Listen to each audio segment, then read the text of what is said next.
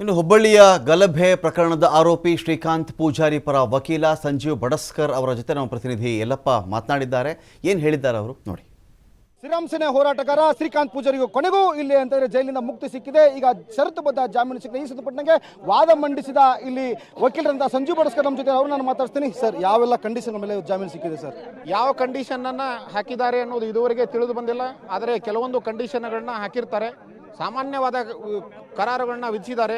ಆ ಕರಾರುಗಳನ್ನ ಒಳಪಟ್ಟು ನಾಳೆ ಸಾಯಂಕಾಲ ಅಷ್ಟೊತ್ತಿಗೆ ಶ್ರೀಕಾಂತ್ ಪೂಜಾರಿಯನ್ನ ನಾವೆಲ್ಲ ಬಿಡುಗಡೆ ಮಾಡಕ್ಕೆ ಎಲ್ಲ ಕ್ರಮಗಳನ್ನ ಕೈಗೊಳ್ತೇವೆ. ಸರ್, ಇದು ಬೆಳಗಿನ ಆಗಬೇಕು. ಇಷ್ಟೊತ್ತಿಗೆ ಏನು ಟೈಮ್ ಸರ್? ಯಾಕೆ, ಏನು ರೀಸನ್ ಇತ್ತು ಸರ್? ಕೆಲವೊಂದು ತೊಡಕುಗಳು ಇರ್ತವೆ. ನಿನ್ನೆನೆ ವಾದ ವಿವಾದವನ್ನ ಆಲಿಸಿದ ನ್ಯಾಯಾಲಯ ಡಿಕ್ಟೇಷನ್ ಕೊಡೋದು ಅದರದೇ ಆದಂಥ ಕೆಲಸಗಳು ಇರ್ತವೆ. ಹೀಗಾಗಿ ಈಗ ಆರ್ಡರ್ ಅನ್ನ ಮಾಡಿದೆ ನ್ಯಾಯಾಲಯ. ಸರ್, ಒಂದು ಕಡೆ ಅಂತ ಸರ್ಕಾರಿ ವಕೀಲರು ಯಾವುದಕ್ಕೂ ಇಲ್ಲಿ ಜಾಮೀನು ಕೊಡಕ್ಕೆ ಹೋಗಬಾರ್ದು, ಇನ್ನೊಂದು ಕಡೆ ಪೊಲೀಸ್ ಇಲಾಖೆ ತಕರಾರು ಅರ್ಜಿಯನ್ನು ಸಲ್ಲಿಸಿದ್ರು. ತಕರಾರು ಅರ್ಜಿಯನ್ನು ಸಲ್ಲಿಸೋದು ಸಹಜ.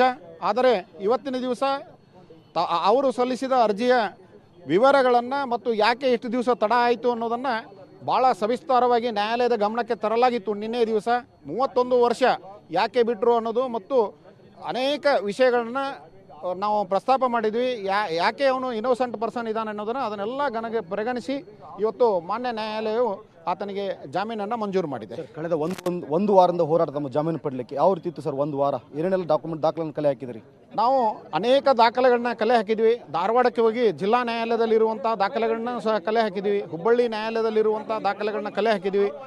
ಸಾಧ್ಯ ಆದರೆ ಪೊಲೀಸ್ ಠಾಣೆಯಲ್ಲಿ ಕೇಳಿದ್ವಿ. ಪೊಲೀಸ್ ಠಾಣೆಯಲ್ಲಿ ಮತ್ತು FIR ಕಂಪ್ಲೇಂಟ್ ಇಲ್ಲದೇ ಇಲ್ಲ ಅಂತ ಹೇಳಿದರು.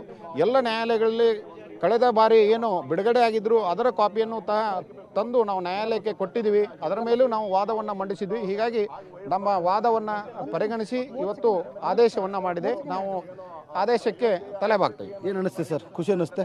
ಜಾಮೀನು ಖುಷಿ ಅನಿಸುತ್ತೆ. ನಿನ್ನೆ ದಿವಸ ಸುದೀರ್ಘವಾಗಿ ವಾದ ಮಂಡಿಸಲಾಗಿತ್ತು. ಇವತ್ತು ನಿಜವಾಗಿಯೂ ಖುಷಿ ಅನಿಸ್ತಾ ಇದೆ. Okay, thank you sir. ನಿನ್ನೆ ಒಂದು ದಿನಗಳ ಕಾಲ ಇಡೀ ದಿನ ನಾವು ವಾದವನ್ನು ಮಂಡಿಸಿದ್ದೀವಿ. ಇವತ್ತು ಏನು ಜಾಮೀನು ಸಿಕ್ಕಿದ್ದು ನಮಗೆ ಖುಷಿ ತಂದಿದೆ ಅನ್ನೋದು ವಕೀಲ ಸಂಜೀವ್ ಬಡಸ್ಕರ್ ಮಾತು.